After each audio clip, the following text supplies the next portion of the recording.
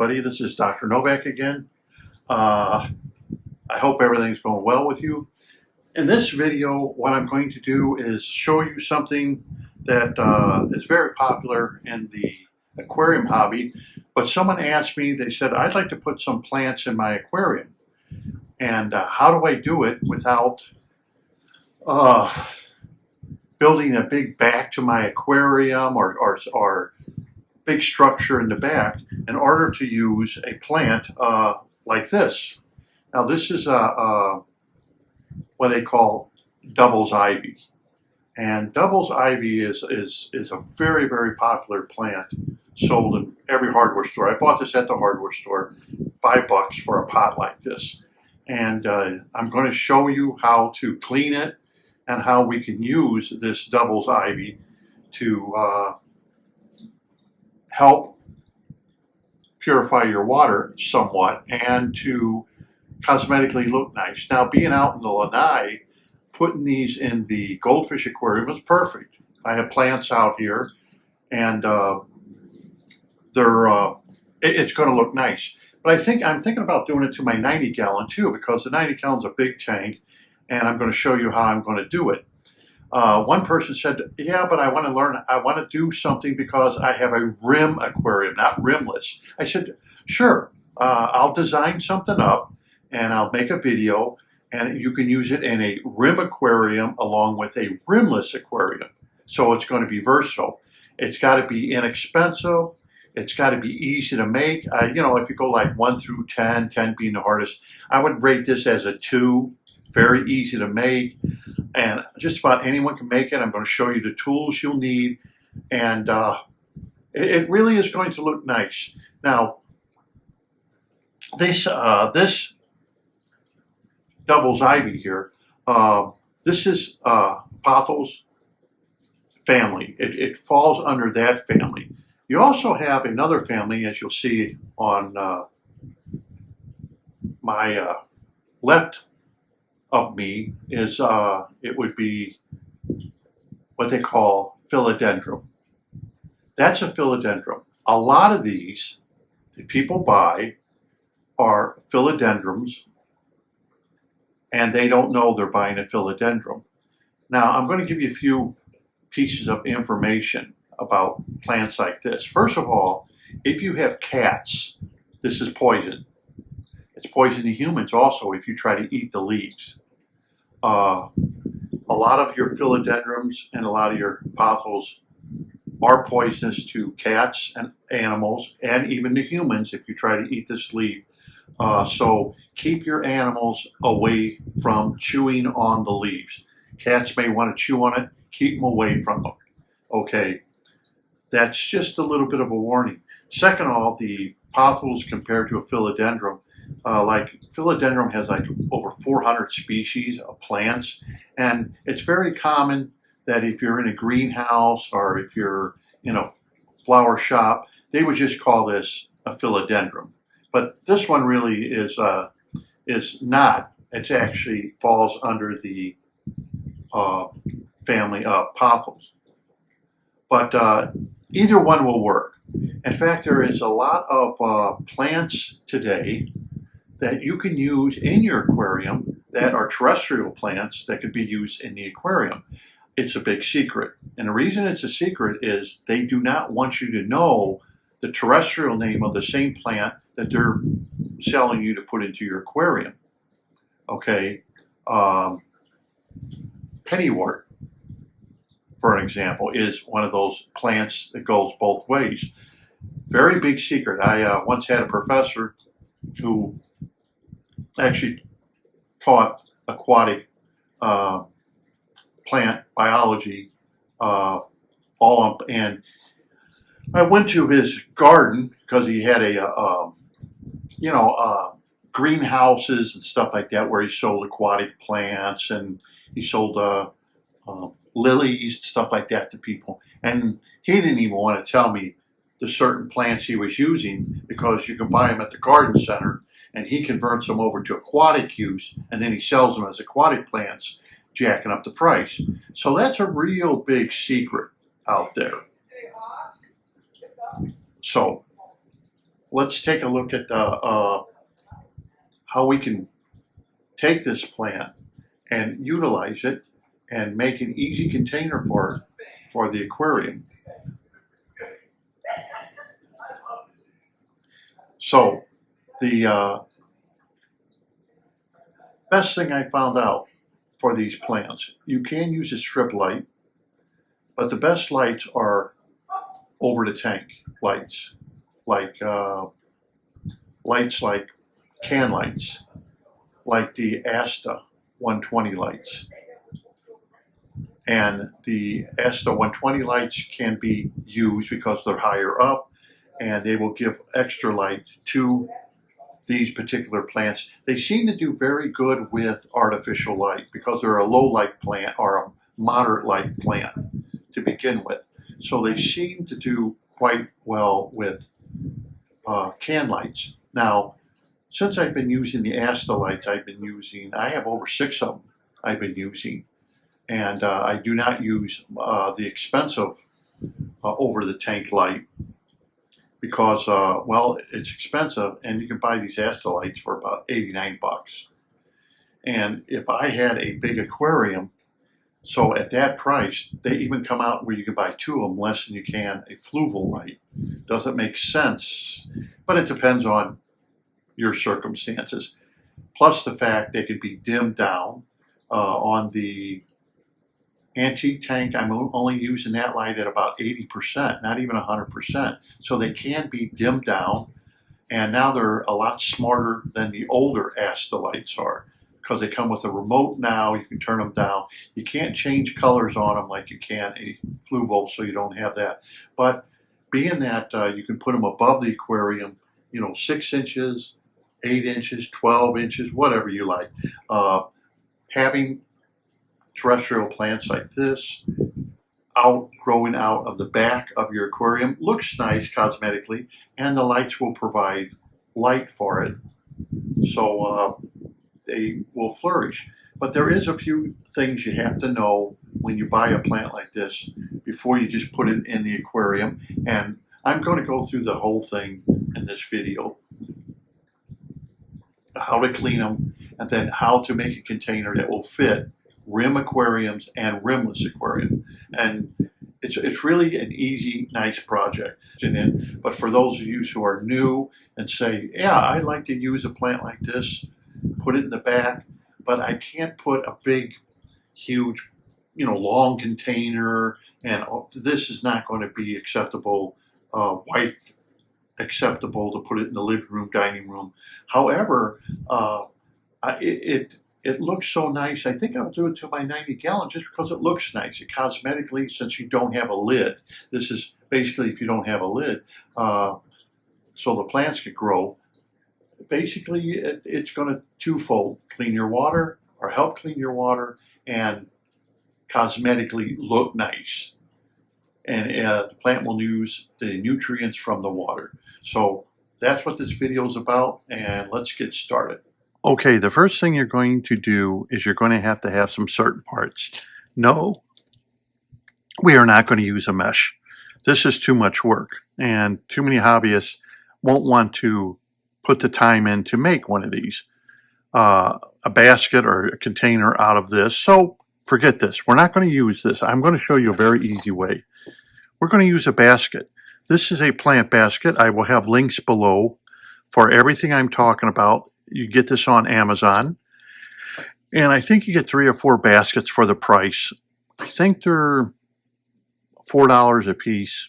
Nothing so it's going to break the bank.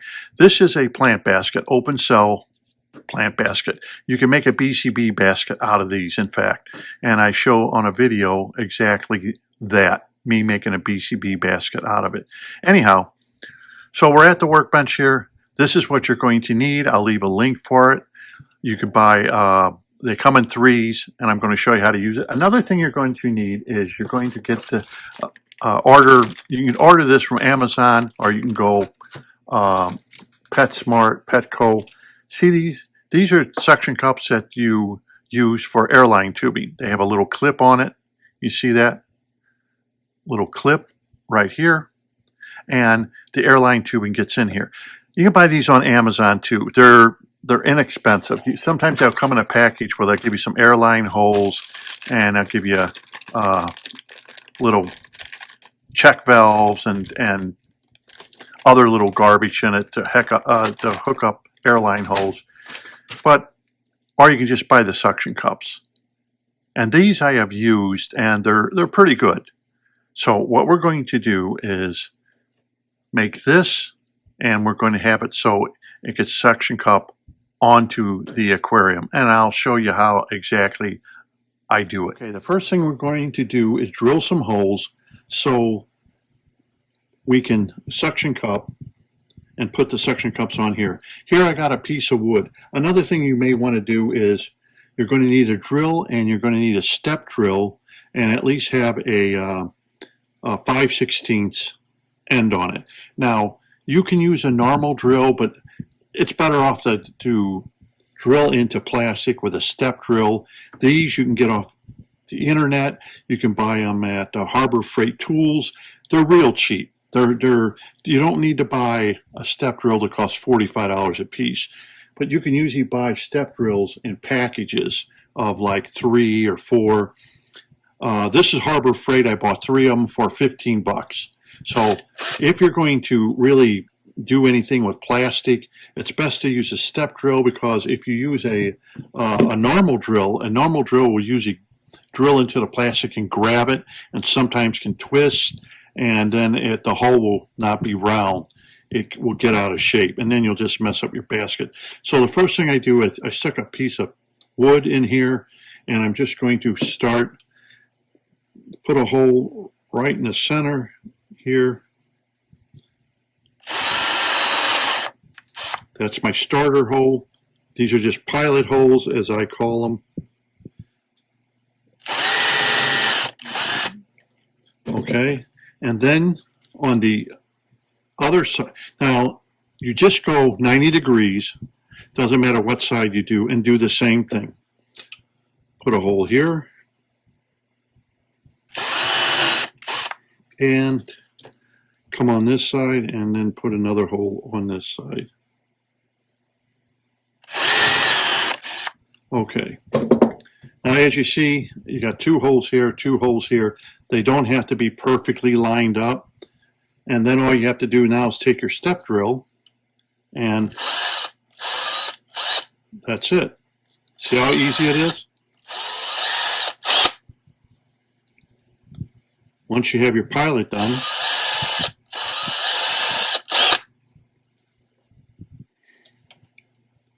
and like I said, this is a 5/16. Now it depends on what kind of suction cups you get, but as you see, you have 2 holes here and 2 holes here. That way, if I want to stick it in the corner, I'll have suction cups here and on the other side of the corner. That's why I did it this way. So now let's put the suction cups in. Remember, I have all this below, so you can buy all the parts to the basket and the suction cups. Now, since everything's been drilled, okay, you got your holes, you got your suction cups. These come apart. All you do is just pull them out. See, that's it. Now what you're going to do is take this, put it in the back, and this snaps back on. I usually use a pair of needle nose for this part.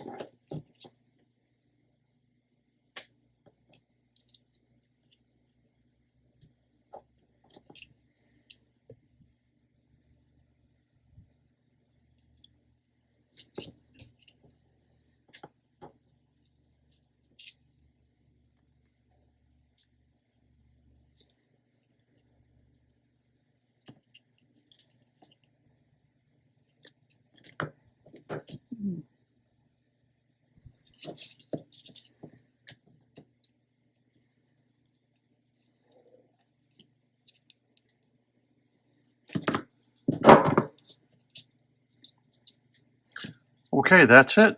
You're done. Now, when you put this in the corner of the aquarium, it doesn't matter whether you have a rim aquarium or rimless aquarium. You can stick it underneath the rim and you'll do the complete 90-degree corner. That's it. That's how simple it is. I would break this nothing. As you can see, it took me just a few minutes. The basket is done. Plus, the open cell basket allows fluids to move through it. It's black. The suction cups are black. That was another thing someone asked me to make sure it was black because they don't want these. You can buy some baskets. They're thinner.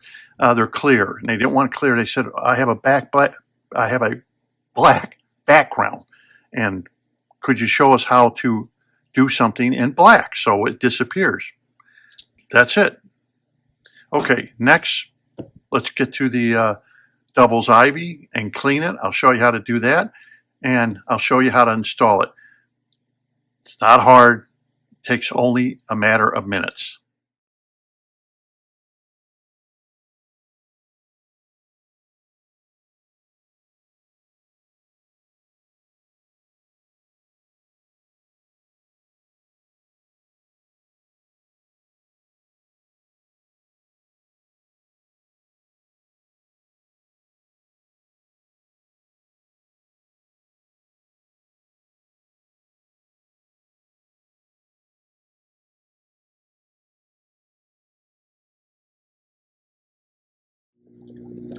So here you have it. Here's what it looks like.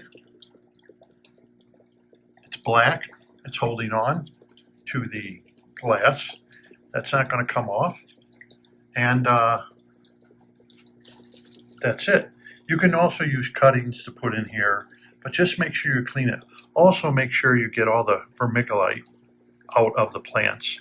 Vermiculite, it will add cyanobacteria to the aquarium. A little something during my research, we found out that vermiculite is not the same as kitty litter. But anyway, this is what it cosmetically looks like in the aquarium. And here's the other side. I already did the other side. And another good thing of it is if you have a plenum, if you're using a plenum, you see how I have the bubbler to circulate water around it? You can even have a power head blowing into it if you want to keep water circulating where the roots are, or you can just have it with the water circulating because it is an open cell basket. It will attract the pollutants that are in the tank into the basket. And it's as simple as that. If you want to put baskets all along the back of your aquarium, like let's say you want to put them back here, you would only use 2 of the suction cups instead of put 4. So that's totally up to you. But I'm going to, actually I'm going to do this for my 90-gallon. I think I'm going to put 2 of these baskets on either end of my 90-gallon just for cosmetic reasons since I don't have a lid. And the good thing, like I said before, you don't have to worry about hormones. Like with some plants, you have to dip them in a hormone before they would work. And this is a little chunk of that vermiculite. Just make sure you get that stuff out of there. Now, there may be little chunks of wood that you'll find out. Get as much as you can out.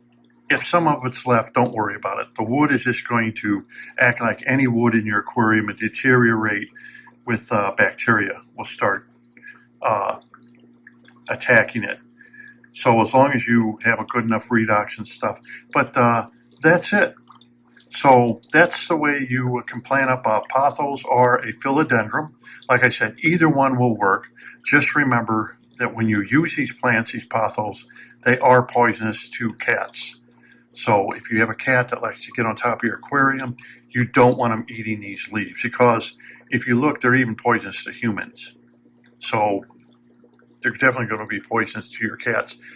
However, this is something your fish will not eat because it's not tasty. Even for goldfish, they don't bother with it. And Of course, now if we come back, this is what it looks like.